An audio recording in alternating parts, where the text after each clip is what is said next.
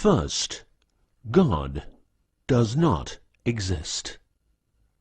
But don't worry, what does exist is good, as opposed to evil. So if you believe in God, you believe in good, and that's as it should be. You are just fine. If you believe in evil, then you probably need a whack on the back of the neck with a big fucking stick.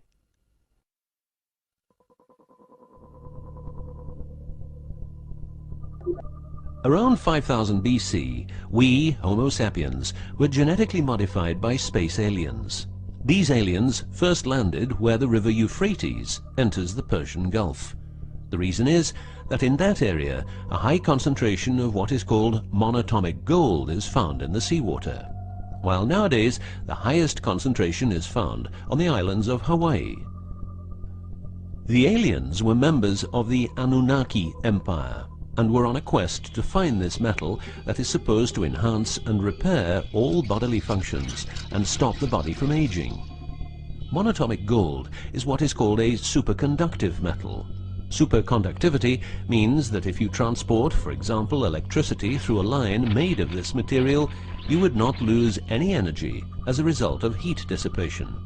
So if you input 100% of energy, you also output 100% of energy. Now apply this principle to your brain, which is a huge sensitive electrical machine. The monatomic gold makes your neural pathways act like quantum drive superhighways. This means that all your senses will receive input optimally. In turn, these inputs will be processed optimally, and those parts of your brain you don't use will become more active, so enhancing your memory, making you better understand problems, allowing you to sense evil, detecting lies, becoming telepathic, and even being able to time travel in your mind by seeing the past or the future.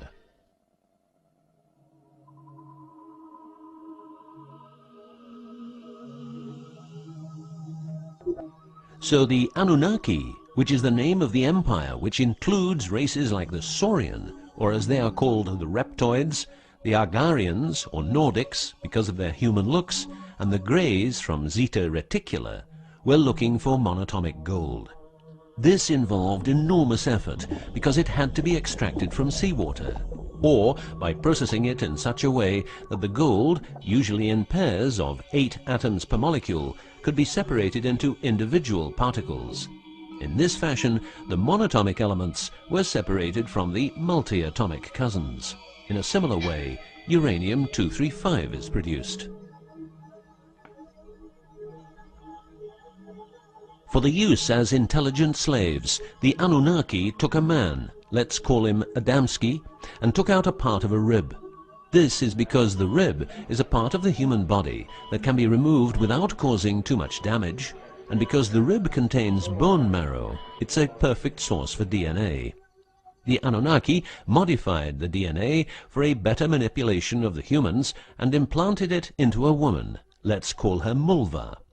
Mulva then had children with Adamski, and their children were, just like Mulva, genetically modified. These humans worked for the Annunaki, but not a lot of humans knew about the Annunaki, and then, for some reason, the Annunaki disappeared. An interesting detail is that the symbol for human DNA resembles the word Yah, which is God, but surely this is a coincidence.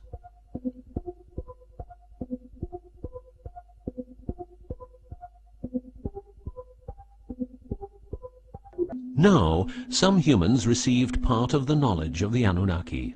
The last known humans were the Jewish people who carried the Ark on their journey from Egypt to the Promised Land. Before them, the Ark was in the lands of the Sumerians, Babylonians, and Tibetans. This Ark, not the Ark of Noah, was known to have powers beyond human imagination. It could levitate and deliver the fire of stars, a dangerous firework-like display of power that occurred when the monatomic elements became unstable. To make them stable again, you needed to know certain secrets, and with those secrets you could preserve the Ark and thus its powers. The humans who were close to the secrets of the Ark had long and prosperous lives. The best known was Methuselah, who lived to the age of 950. Wherever the Ark is, the culture thrives, and over the centuries it moved from Jerusalem to Rome to London, and is now supposed to be in the United States of America. The Ark always moves west, and will always keep moving west. From the very beginning, the people who own the Ark have never given it away, and great care is given to preserve the bloodline's purity of the holders of the Ark. Renowned conspiracy theorist David Icke studied the bloodline of George W. Bush. This he traced back all the way to the Sumerians, a people who lived in the southeastern part of what is now known as Iraq, where the river Euphrates meets the Persian Gulf.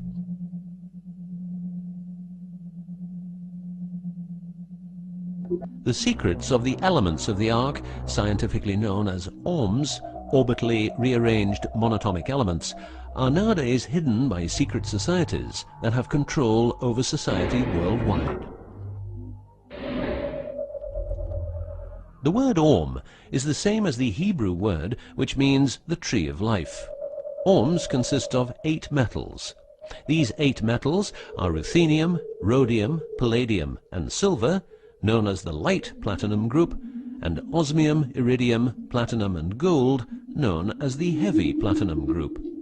Gestation of these metals in monatomic form prolongs life and enhances and repairs bodily functions. By following what is called a wide-spectrum diet, we can provide our bodies with monatomic superconductive elements. In other words, by eating a lot of grapes, carrots, all blue and dark red fruit and vegetables, and also much other fruit, vegetables, and fish.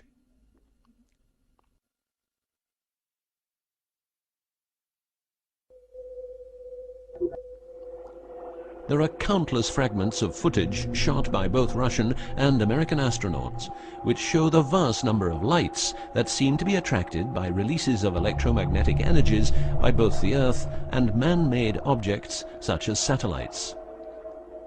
In Building 8 of the Johnson Space Center in Texas, the USA, high-resolution pictures taken by satellites are photoshopped each day to remove proof of aliens.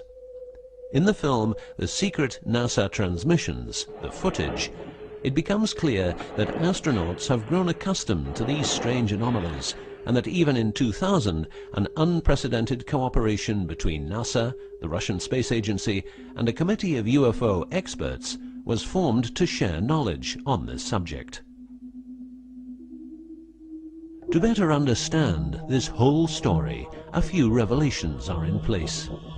Everything vibrates because atoms vibrate, and that is because the subatomic particles are in harmonic resonance, a fancy word for vibration and keeping themselves in equilibrium. Gravity is vibration generated by the presence of mass, and it can be neutralized by altering the harmonic resonance of the gravitational field. In other words, if you generate vibrations, you can alter gravity, and with superconductive materials, the amount of energy needed for generating the vibrations is greatly reduced. A practical example of reducing one vibration with other vibrations is the use of anti-sound.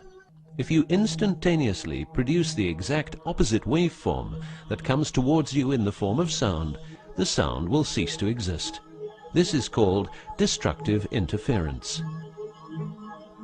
One of the forms of creating anti-gravity is called auditive levitation, a method used by Tibetan monks to elevate rocks over 250 meters high and 250 meters distance. By arranging drums and trumpets extremely precisely, together with some 100 men chanting, all arranged in a precise manner, the monks, after about 5 minutes, could levitate a rock weighing a ton and place it exactly where they wanted it.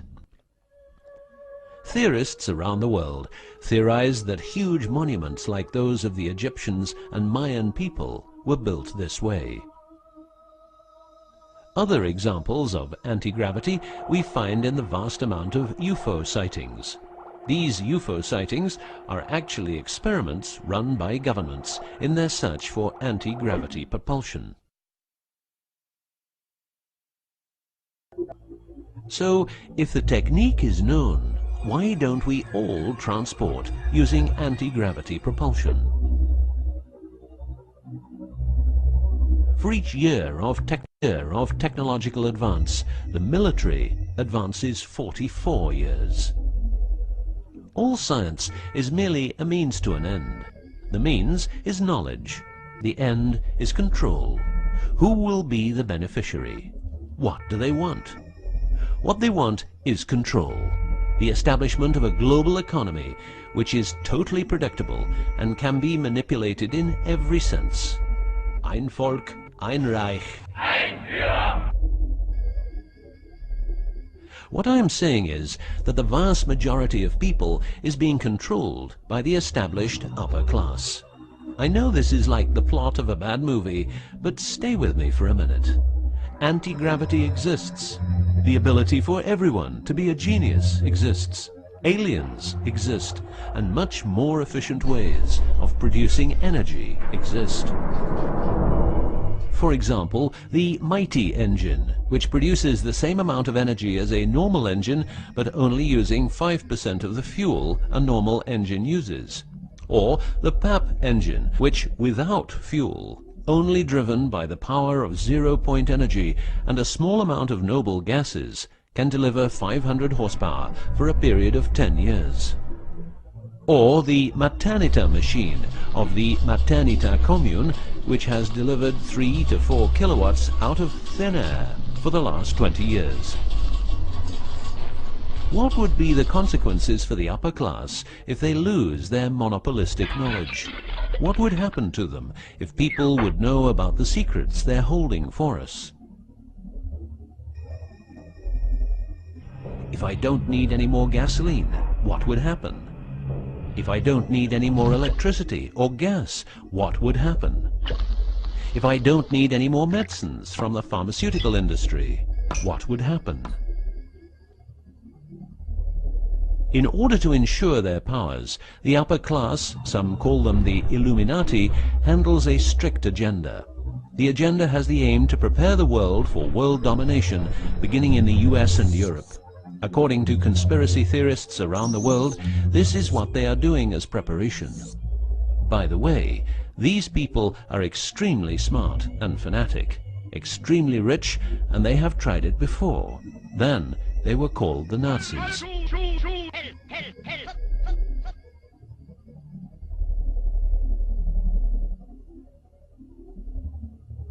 Although what you are going to see and hear sounds very peculiar, remember that a lot of people, for instance, ex-personnel of the US and UK armed forces, have been brutally murdered for making their information public. Let's begin with 9/11, but first a little history.